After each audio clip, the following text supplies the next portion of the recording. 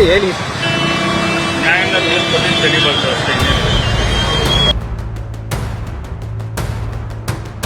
ಮತ್ತು ಮಾಧ್ಯಮದ ಮೂಲಕ ಮುಖ್ಯವಾದಂಥ ವಿನಂತಿ ಏನಂದ್ರೆ, ನನಗೆ ನನ್ನ ಕುಟುಂಬಕ್ಕೆ ಈಗಲೂ ಜೀವ ಬೆದರಿಕೆ ಐತಿ. ಅಂದ್ರೆ ಯಾರ್ದೋ ರಾಜಕಾರಣಿಗಳ ಮಾತು ಕೇಳಿಕೊಂಡು ಯಾವುದ್ಯಾವುದೋ ಕೇಸ್ಗಳನ್ನು ಮಾಡಿದರೆ ಯಾರೂ ಬರಂಗಿಲ್ಲ, ನಿಮ್ಮ ಕುಟುಂಬಗಳು ಸಫರ್ ಆಕ್ಕವು. ಅದಕ್ಕೆ ಯಾವುದೋ ರಾಜಕಾರಣಿಗಳ ಮಾತು ಕೇಳಿಕೊಂಡು ದೊಡ್ಡ ದೊಡ್ಡ ಪ್ರಕರಣ ಆಗಲಿ ಸಣ್ಣ ಪ್ರಕರಣದಾಗಲಿ ಇಂಥ ಪ್ರಕರಣದಾಗ ಭಾಗಿಯಾಗಕ್ಕೆ ಹೋಗ್ಬೇಡ್ರಿ ಅಂತ ಮಾಧ್ಯಮದ ಮೂಲಕ ಹೇಳ್ತೀನಿ.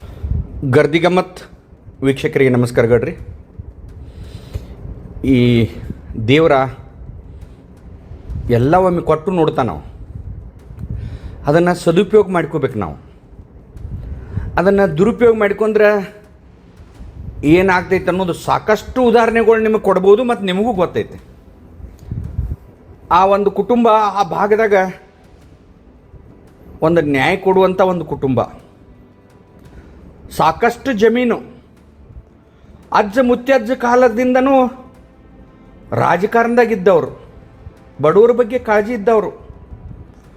ಆದ್ರೆ ಒಂದು ಮನುಷ್ಯಾಗ ಪಿತ್ತ, ಅಧಿಕಾರದ ಪಿತ್ತ ನೆತ್ತಿಗೇರಿದಾಗ ಏನಾಗ್ತೈತೆ ಅನ್ನೋದು ಒಂದು ಘಟನೆಯನ್ನು ನಿಮ್ಮ ಮುಂದೆ ಹೇಳಕ್ಕೆ ನನಗೆ ಯಾಕೋ ಒಂದು ನಮೂನಿ ಅನಿಸ್ತೈತಿದೆ. ಆದದ್ದು ಘಟನೆ ಕಣ್ಣು ಮುಂದೆ ಆದದ್ದು. ಒಂದು ವಿದ್ಯಾರ್ಥಿ ಹೋರಾಟದಿಂದ ಮುಂದೆ ಬಂದವರು. PKPS ಸೊಸೈಟಿ ಗ್ರಾಮ ಪಂಚಾಯತಿ ಹಿಡ್ಕೊಂಡು ಜಿಲ್ಲಾ ಪಂಚಾಯತಿ ಸದಸ್ಯರಾಗ್ತಾರೆ, ಜಿಲ್ಲಾ ಪಂಚಾಯತಿ ಉಪಾಧ್ಯಕ್ಷರಾಗ್ತಾರೆ, ಪಕ್ಷೇತರರಾಗಿ MLA ಆಗ್ತಾರೆ ಅವರು, ಪಕ್ಷೇತರರಾಗಿ. ಆಮೇಲೆ ಒಟ್ಟಾರೆ ಆ MLA ಆದಮ್ಯಾಗ ಈ ಒಂದು ಅಧಿಕಾರಿ ವರ್ಗ ಸೆಲ್ಯೂಟ್ ಹೊಡಿದು, ಪೊಲೀಸರು ಸೆಲ್ಯೂಟ್ ಹೊಡಿದು, ಸರ್ಕಾರದವರಿಗೆ ಅಲ್ಲಿ ಅವರ ಸಿಗುವ ಗೌರವ, ಜನ ಅವ್ರನ್ನ ಕಾಣುವ ಪ್ರೀತಿ ಪಿತ್ತೆ ನೆತ್ತಿಗೆ ಇರ್ತೈತೆ ಅವ್ರಿಗೆ. ಆದರೆ ಒಟ್ಟಾರೆ ಈ ರಾಜಕಾರಣದಾಗ ಒಳ್ಳೆ ಕೆಲಸ ಮಾಡೋರಿಗೆ ಒಂದು ತಲೆ ಹಿಡಕ್ರಂತಾರೋ ಅವ್ರಿಗೆ ಏನಂತಾರೋ ಗೊತ್ತಿಲ್ಲ. ಆ ಒಂದು ಶಾಸಕರ ಮಂತ್ರಿಗಳು ಸುತ್ತಮುತ್ತ ಅವ್ರಿಗೆ ಅವ್ರು ನುಬ್ಸುವಂಥ ಪಿತ್ತ ನೆತ್ತಿಗೆ ಇರುವಂಥ ಕೆಲಸಗಳನ್ನ ಮಾಡಕ್ಕೆ ಹಚ್ಚಿ ಶುರು ಮಾಡ್ತಾರೆ ಸುತ್ತಮುತ್ತ ಇದ್ದವ್ರು. ಆವಾಗ ಜಾಗೃತಾಗಿರ್ಬೇಕು ಆ ಶಾಸಕರಾಗಲಿ ಮಂತ್ರಿಗಳಾಗಲಿ.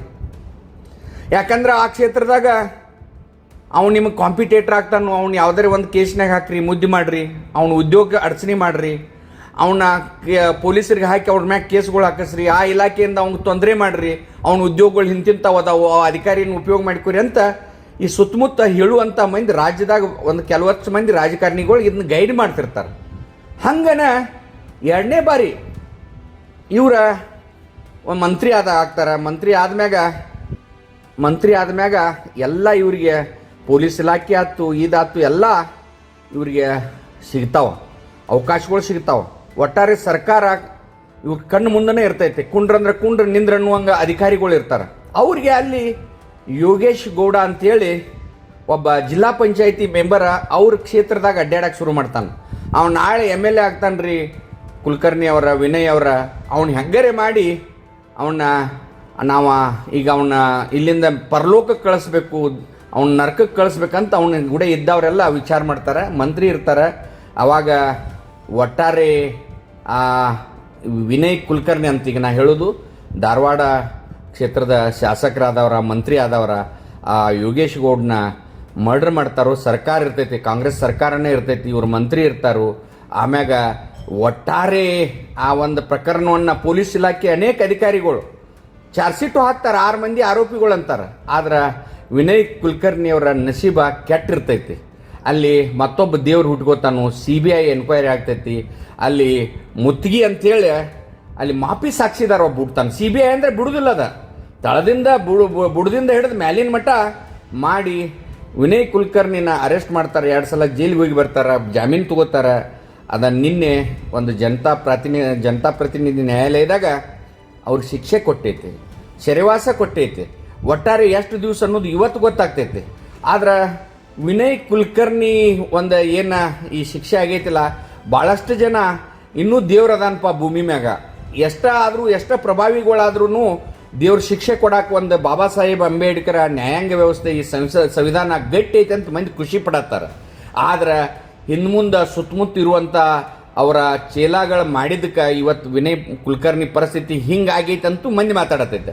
ಆದ್ರೆ ನಾವು ತಿಳ್ಕೋಬೇಕು, ಯಾಕಂದ್ರೆ ಒಂದು ಸಾರಿ ಕ್ಷೇತ್ರಕ್ಕೆ ಹೋಗದನ MLA ಆದವ, ಒಂದು ಸಾರಿ ಪಕ್ಷೇತರ ಆಗಿರಿಸಿ ಬಂದವ, ಮಂತ್ರಿ ಆದವ, ಸರ್ಕಾರ ಅವನ ಕೈಯಾಗ ಕೈಗೊಂದಾಳ ಕಾಲ್ಗೊಂದಾಳಿದ್ರು ಇವತ್ತು ಜೈಲು ಊಟ ಉಣ್ಣಾಕ ನಿನ್ನೆ ಪಾಪ ಹೋದಾಗ ಕಣ್ಣೀರು ಹಾಕಿದ್ ನೋಡ್ರಿ ಕೆಟ್ಟ ಅನಿಸ್ತೈತೆ. ಆದ್ರೆ ಯೋಗೇಶ್ ಗೌಡ್ನ ಆತ್ಮಕ್ಕೆ ಶಾಂತಿ ಸಿಕ್ತನ್ನೂ ಅನಿಸ್ತೈತೆ. ಯಾವತ್ತಿದ್ರೂ ಅಧಿಕಾರ ಶಾಶ್ವತ ಅಲ್ಲ. ಈ ದೇಶದ ಒಂದು ಕಾನೂನು, ಅಂಬೇಡ್ಕರ್ ಒಂದು ಸಂವಿಧಾನದಾಗ ಯಾವುದೂ ದೊಡ್ಡದಲ್ಲ.